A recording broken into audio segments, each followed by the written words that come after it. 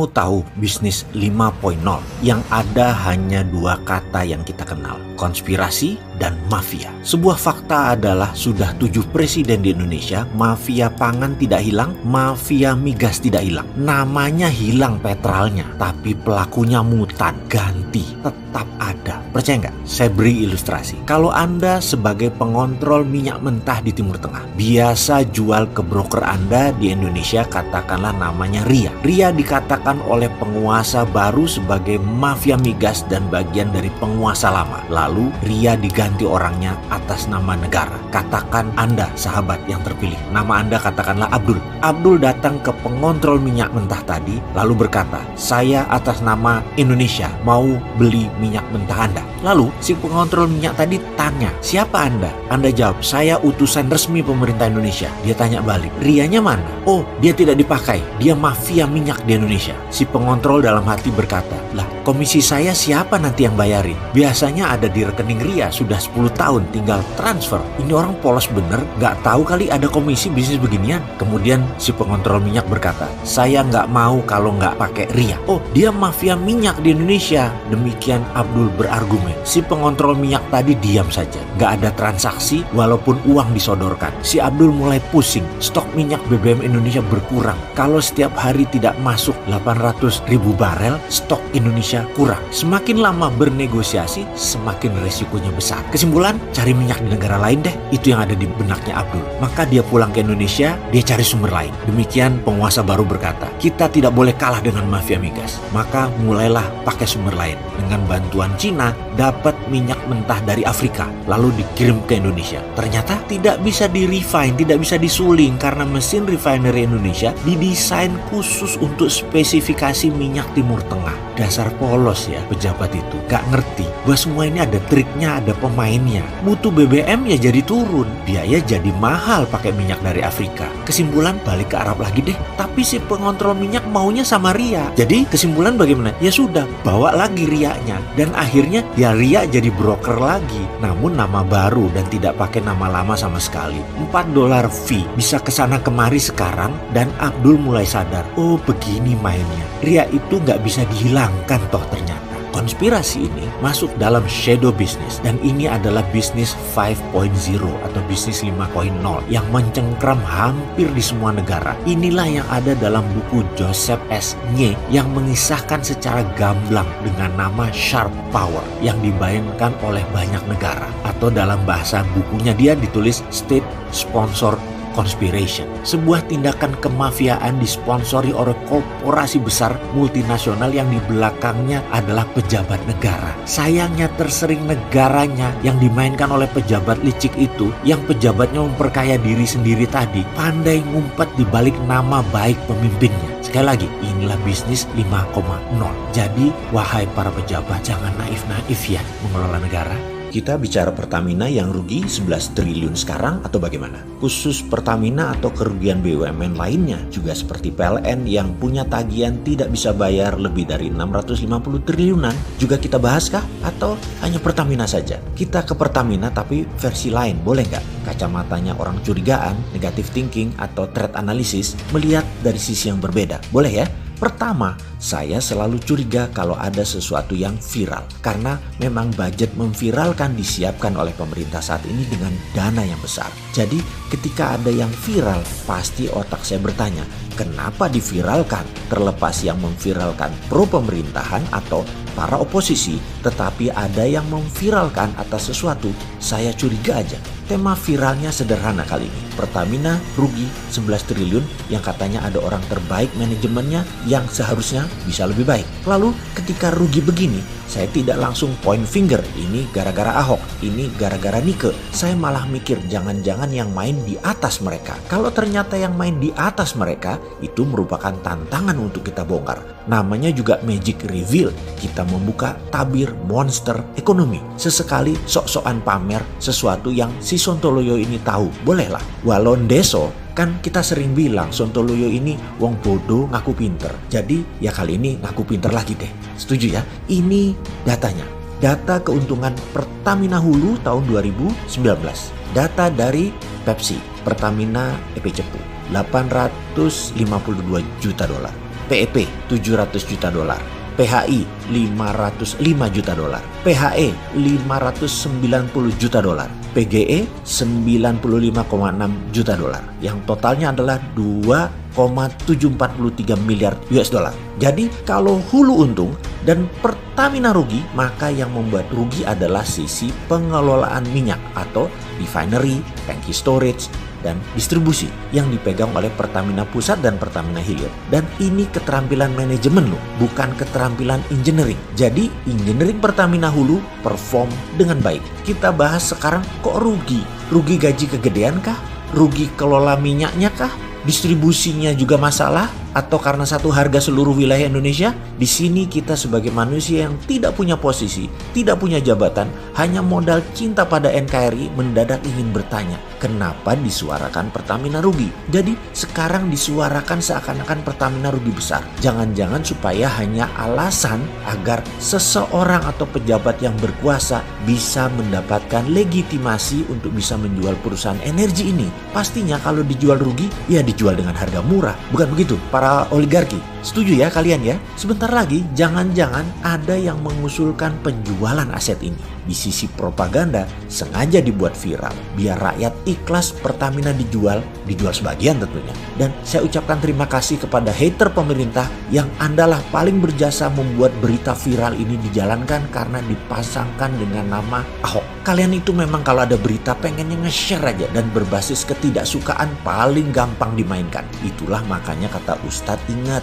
jaga hati, jaga pikiran. Kalau benar ini propaganda, Anda adalah influencer gratisan. Berilmu dikit lah, bersihkan hati dikit lah. Tuh kan, jadi korban kalian. Nanti marah-marah lagi. Pokoknya kue kerjanya marah terus. Kapan dapat duitnya? Dul, sekarang bagaimana cara menjualnya Pertamina itu? Jual perusahaan jangan bapaknya. Pejabat tinggi negara bisa ikut cawe-cawe, repot. Yang dijual cucunya. Maka karena cucu usaha yang bisa melakukan penjualan cukup komisaris dan direksi. Paham undang-undang PT kan kalian? Jadi Pertamina yang bagus kan Pertamina Hulu. Yang nanti dijual ya yang bagus. Tapi yang dicitrakan ya bapaknya yang jelek. Lalu agar cucu usaha bagaimana ini Pertamina Hulu dijualnya? Oke, ya kita mengendus apa yang akan dilakukan oleh petinggi-petinggi saat ini. Yaitu bisa saja diubah dari struktur organisasi yang dibuat holding dan subholding. Di bawah subholding ada cucu perusahaan.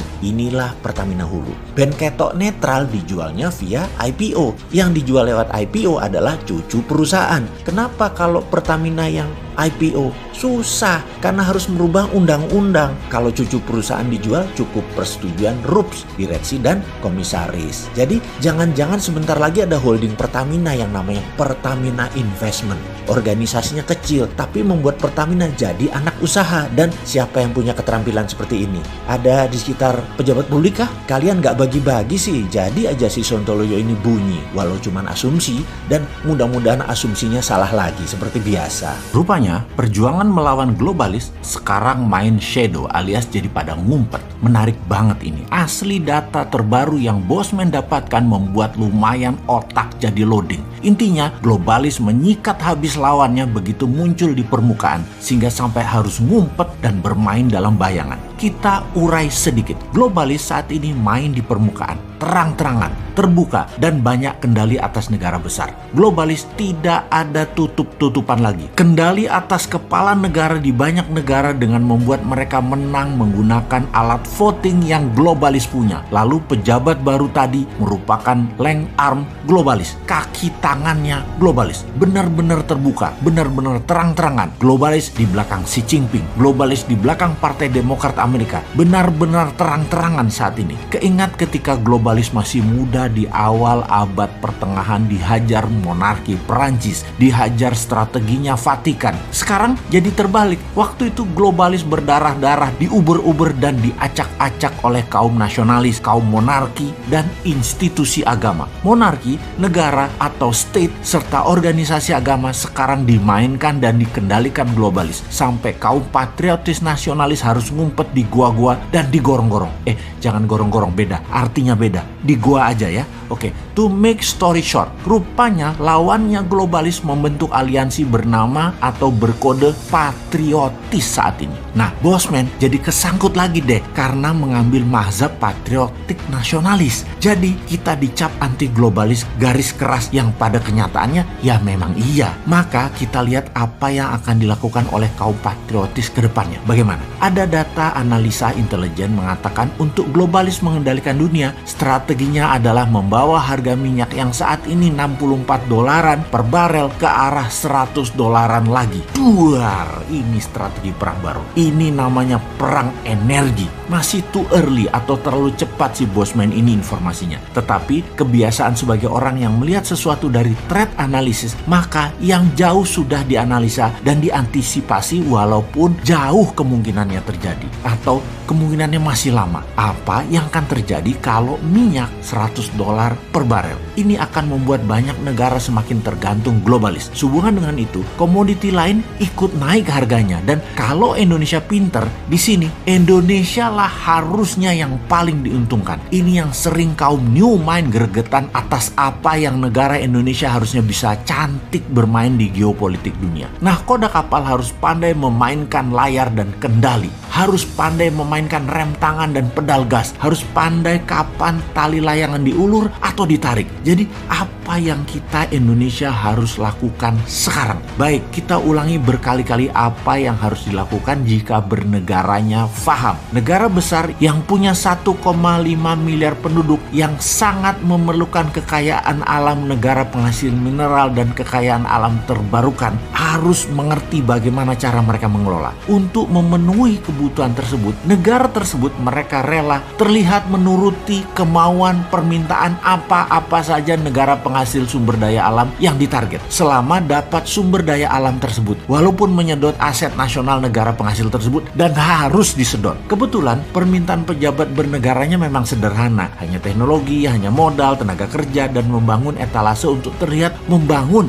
seperti jalanan, jembatan, bangunan statis-statis deh yang kalau nggak dipakai ya rugi bandar dan mereka nggak peduli. Pokoknya mereka bangun aja permintaan yang terlihat keren tadi. Kalau permintaannya lebih elegan dan pintar, misalnya mintanya yang dinamis, yang bergerak. Misalnya, ya kamu dapat sumber alam Indonesia, tetapi masuk perairan Indonesia, kapal-kapal kamu bayar asuransi. Pasti nggak bakal disetujui permintaan tersebut. Atau kami Indonesia, kalau beli barang dari negara kamu pakai rupiah ya, nggak pakai uang negara kamu. Nah itu baru NKRI garis lurus pejabatnya. Tapi sudahlah, mereka sedang menikmati enaknya jabatan. Nggak apa-apa juga. Si Sontoloyo ini hanya sirik aja, sudah goblok, nggak paham, nggak punya jabatan. Ya minggir aja deh lu. Untuk itu apa sih ide Mardigu Nation dalam situasi begini? Yang harus dilakukan adalah setiap gram hasil tambang mineral jadi solid barangnya menjadi underlying rupiah. Kita harus memiliki bursa komoditi spot price. Rupiah emas, rupiah nikel, rupiah osmium, rupiah palladium,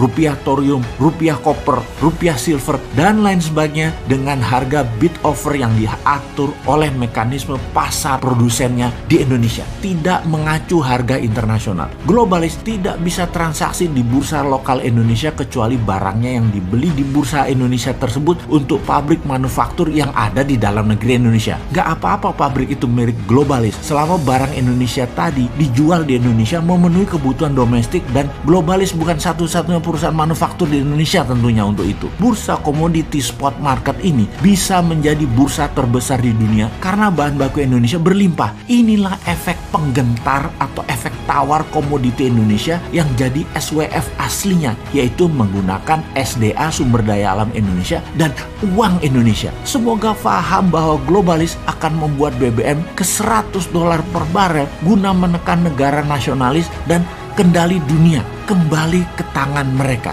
Juga semoga ada solusinya buat Indonesia ya wahai pejabat. Kalau ternyata benar-benar $100 tercapai, jangan gelegepan lo nanti.